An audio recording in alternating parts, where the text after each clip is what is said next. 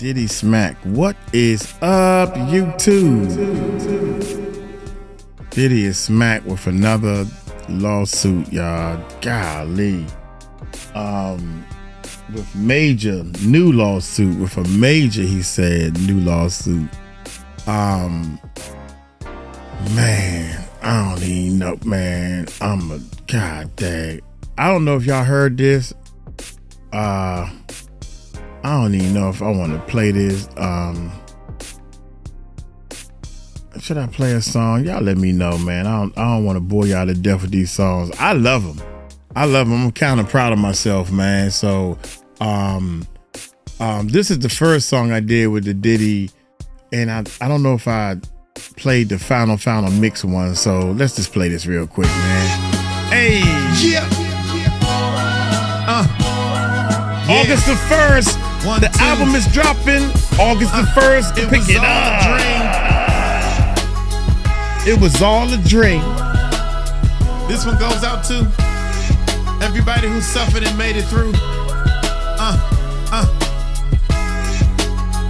It was all a dream. Whoa. I had a dream, Diddy walk free. Now everybody hiding what they said on IG, but I ain't run, I ain't changed my place. I looked that man right dead in his face. So what you did to that girl, disgrace. You got money, power, but you blew your place. We grinding down here just to see 1 meal, and you got heaven, but act like hell's real. Yeah, I had a dream. Courtroom full of tears. The verdict came down and the man got cleared. All the headlines faded like they never cared. And all them folks that spoke up, they disappeared. But still, private accounts, deleted posts. Even bloggers went ghost like they seen a ghost. But not me, I stood up, heart full of fear. I told them face to face, you can't lie here.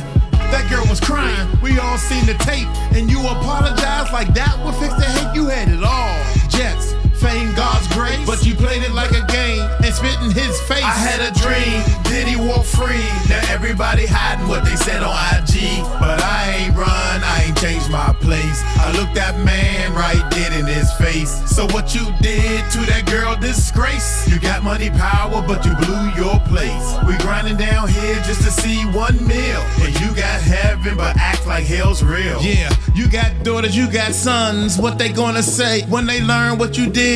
Will they look away? We pray for baby love, but what about the rest? All this dirt, you left it on your family chest. You claimed you adopt her, gave the girl a home, but where she at now? Man, she all alone. Meanwhile, rumors fly and bodies burn and cars blow up while the world just turned.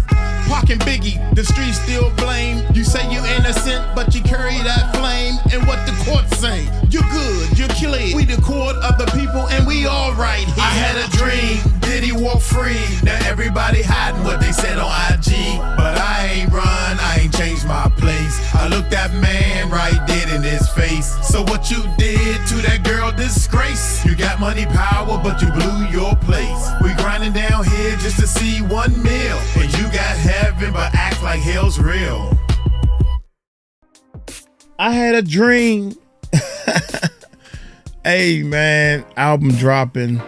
Thank y'all, man. Thank everybody for taking the time out to listen to my little bit of music. Hey, that's the first single right there, man. So hit that subscribe button, hit that bell, man. Hey, let's get into this video, man.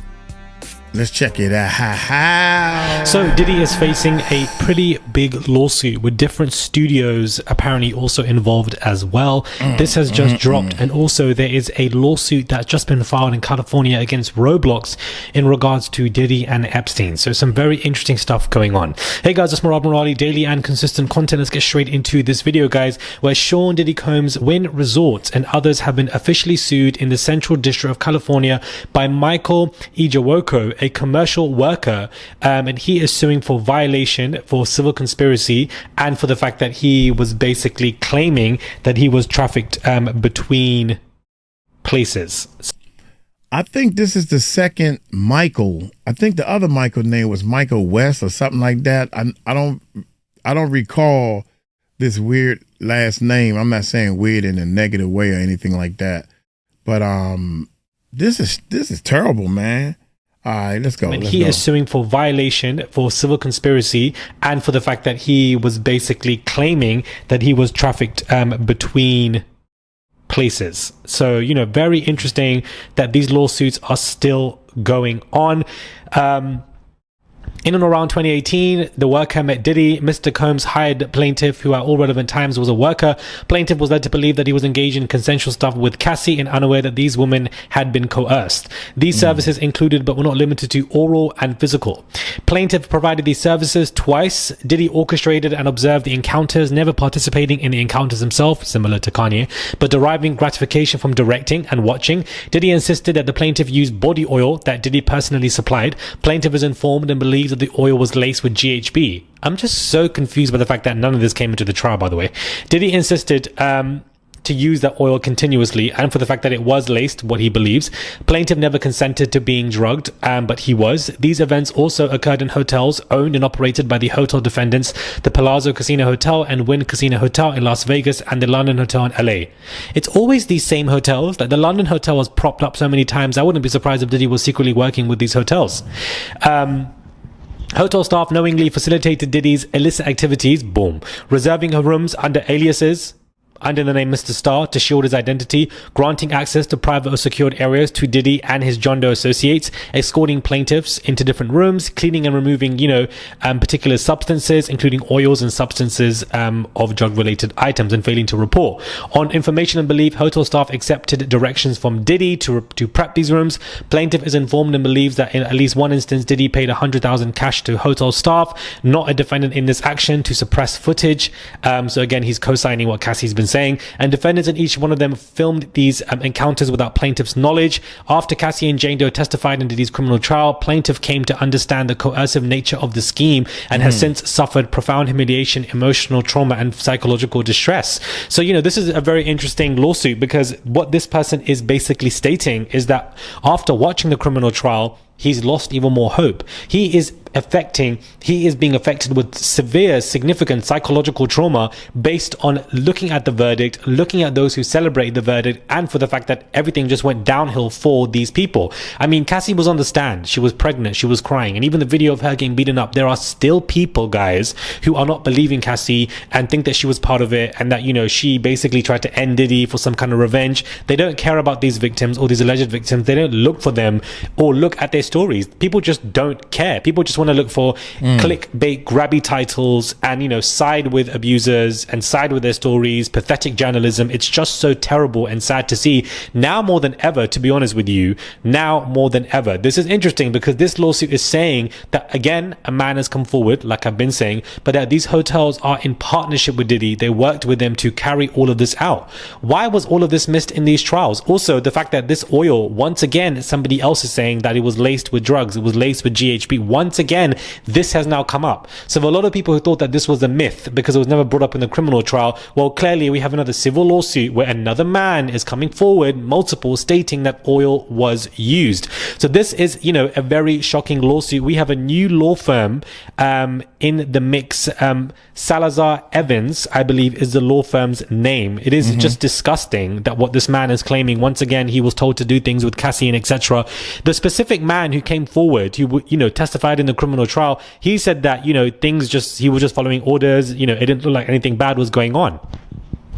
So to me, I'm just like, the placement of him is very interesting to me, because multiple other workers are coming out in other civil lawsuits saying the exact opposite to what you said, Mr. Punisher, when you testified. So I'm just like, what the hell is going on? Why is all of this information happening in civil lawsuits and not criminal? Number one. Number two, why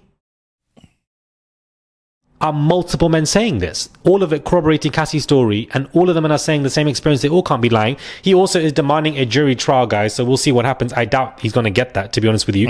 But this is a new law firm. It's not Busby who's coming forward to discuss this. But Lord have mercy, man. What this man is describing, how the hotel helped Diddy, the hotel staff helped Diddy, probably because they were being paid, behind the scenes. Like, you're still going to have these lawsuits be coming out, guys. Christina Coram, Auntie Christina was just hiring lawyers, like 2 to 3 lawyers. She just added to the roster for some civil lawsuits. None of these have been settled, and more are coming. And this is just so deep-seated because it reaffirms the baby oil GHB connection. And it also introduces the idea that these hotels actually are working with Diddy. He's not doing this on his own. He's not just doing this with Auntie Christina. There are multiple other people. Now, a lawsuit has come forth via against Roblox because the game basically was mentioned in the 2024 report and are now part of a new lawsuit in which a 11-year-old girl, guys, was allegedly groomed and essayed after meeting a stranger on Roblox through her on these Diddy freak-off themed games. Wow. Things in this video sound very, very familiar, and I really think that I already did a reaction to this video and my staff sent it to me again, so I apologize if y'all remember this, but this is interesting, so it's worth hearing again. This is crazy.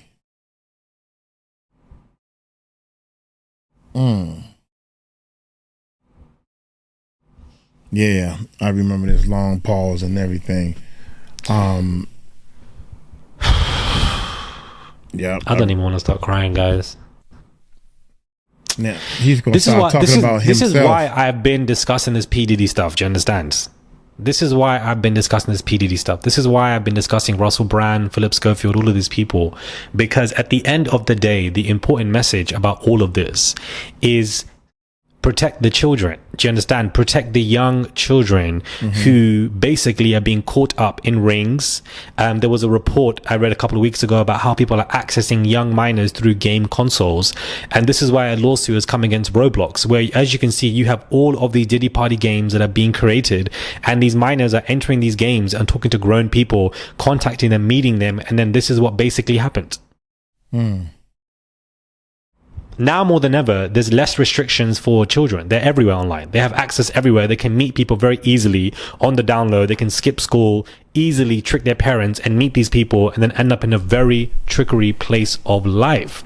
And it must be so difficult to be a parent in today's age more than ever, because you must put them on parental lock on everything, whether it's online or even offline. No sleepovers, no nothing. Do you understand? Had I been protected, then I wouldn't have gone down the aisle of being unfortunately sex trafficked myself as somebody who was around 15, 16 and then ending up into the pipeline of forms of work that grown men would make one do because they know that you are in a position of survival and homelessness. And then outside of that, you then end up into this work, and you end up into this work because you're overtly sexualized from the fact that you weren't protected when you were young because you were It also then directly breaks down your brain neurons, and it breaks down any boundaries you have in the room when you are with these people, making it even more harder for you to stay away and for you to not say no to what these people are telling you to do, because all you know from your perception of any kind of intimacy is you being SA. That's what you believe it to be. So therefore you conform, and it's harder for you to do otherwise because your brain is telling you to do so, because your brain has been rewired. The neurons in your brain have been rewired based on the SA trauma that you have gone through. I have been somebody who has been sex trafficked, and I was lucky enough to get out of it on my own. A lot of these young minors get lost, end up being addicted to drugs, substances, crack, whatever you want to call it, or end up being in that line and then pass away when they're young because they end up in scenarios like this because they're not protected. I wish I was protected more so, but unfortunately I wasn't. And being significantly SA'd overtly sexualizes you to the point where you end up in this kind of work because you're looking for some fast money to get out of, certain situations, and you end up in even more dangerous positions in life, because then you have these grown men like me telling me to do things, and if I didn't, they would either lock doors, beat me up in these hotel rooms. And I wouldn't be surprised if these same hotels in London where I was doing this stuff for men, I wouldn't be surprised if these same men were using other young people, and if they were working with these hotels as well. Like, this conversation is so deep, guys. It's really so deep that people don't understand the vernacular of this, the depth of this. They don't. People just don't get it. And even if they do, even if they want to, some people just don't care. And it's easier to victim blame in these scenarios and conversations. And then outside of that, personally, you have to break down the difference between SA'd and also taking responsibility for your actions when you're older, even if your brain neurons have been impacted by significant SA. Because at the end of the day, if you don't take responsibility for your actions, you just don't grow. You have to take responsibility for your actions. You can't play or be the victim 24/7 in life. You just simply cannot. And doing something like that, it's so difficult to do because internally you feel like you're victim blaming yourself. Basically, you end up in this huge warfare in your brain, all because you weren't protected when you were a minor. These young boys and girls are not being protected. This lawsuit really has triggered me and hit me because there are so many young boys and girls who are currently being caught up in these rings, on these game consoles. They've got every single gadget in the book, and it's just simply pure turmoil. And then you end up in a position like me where then you end up being SA'd by people. You're not protected. You're then being silenced because you don't know how to even talk about it because you're so young. And then, you want to stop the SA, so you end up wanting to get fast money, and it's easier for you to go into S work because you've basically been SA'd and your brain is telling you, that this is basically what you need to do because you've been SA'd and overtly sexualized. Then you end up in that world, and then you end up even more in a worse position despite getting fast money because these grown men are telling you to do things, and then you're getting beaten up by these men, drugged up, given stuff left and right, hotel doors locked, and you end up in a cycle. And then these men are telling you to go meet other men, and if I don't meet these men, then basically they're gonna either expose me or beat me up, and you end up realizing that you're basically being sex trafficked just like that.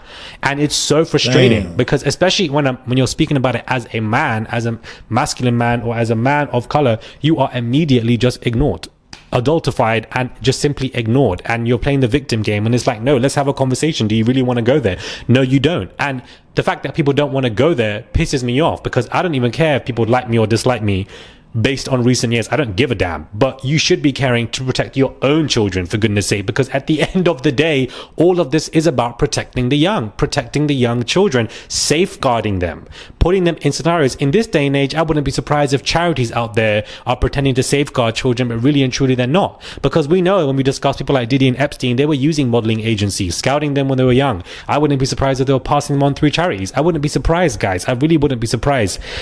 It's just really insane. The games were mentioned in a 2024 report and are now part of a new lawsuit in which a 11-year-old was allegedly groomed and essayed after meeting a stranger on Roblox through these Diddy freak-off themed games. Protect the young, protect your children, get them off these games. They shouldn't be allowed to be there unless they have parental adult supervision alongside them.